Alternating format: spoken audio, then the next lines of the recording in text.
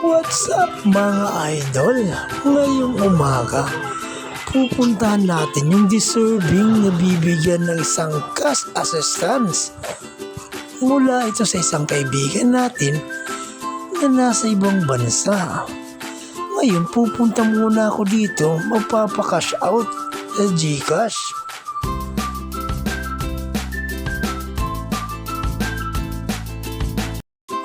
Alright, tapos na tayo magpa-cash out. Thank you, GCash. At ngayon, pupunta na tayo sa ISO.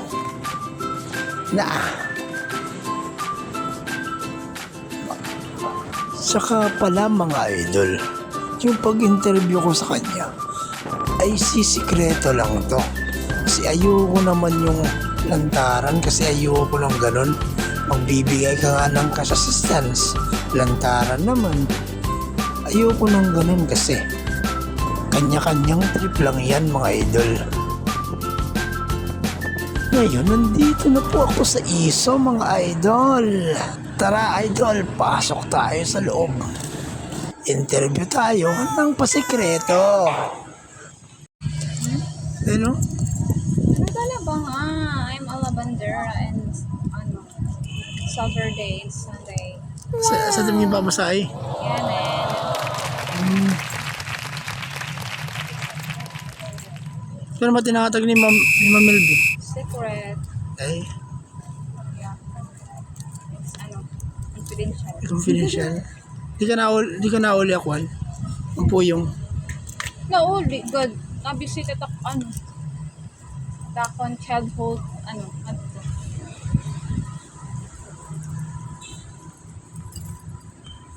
Yung tatagang kain cash assistance, yan ang adlaw. Lilipay ka.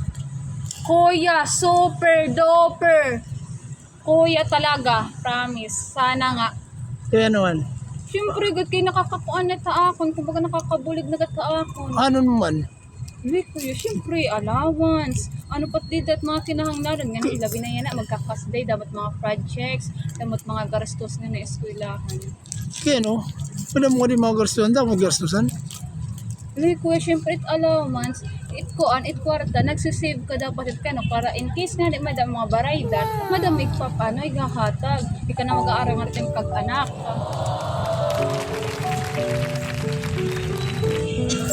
Habang kinakausap ko siya, Hindi na maingat. bigla na lang siyang naging emotional pagdating sa kanyang pamilya.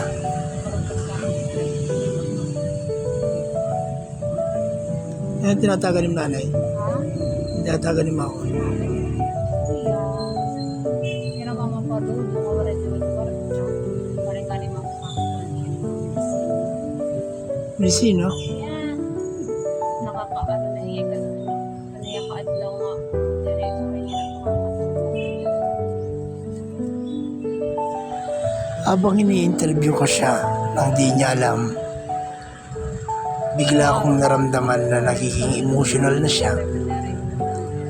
Saka ako naman sinabi yung surprise ako sa kanya. Malam kung may nagataga ako ng 1K. Tapos sasaringi nga, igatag ko na ito itim kilala ko no. Mga deserving. Ay, kuya ako ito.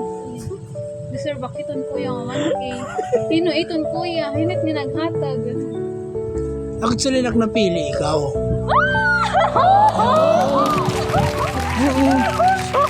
Oo nga, di. Balita, hindi na. Hindi na nagulan niya. Yung lungkot na nararamdaman niya kanina ay napalitan na ng saya. Dahil sa hindi niya inaasahang biyaya na darating sa kanya. Lahat tayo ay deserving. At lahat tayo ay may kanya-kanyang tinatahak na landas sa buhay.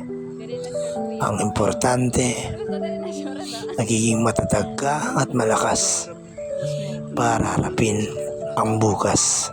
Tayo ay may kanya-kanyang biyayang darating para umulalay sa nais natin sa buhay. Ang importante, maging masaya at tapat tayo sa buhay. Blessings. Thank you very much for this big blessings. Oh my God, thank you kuya. Dakot nga blessings.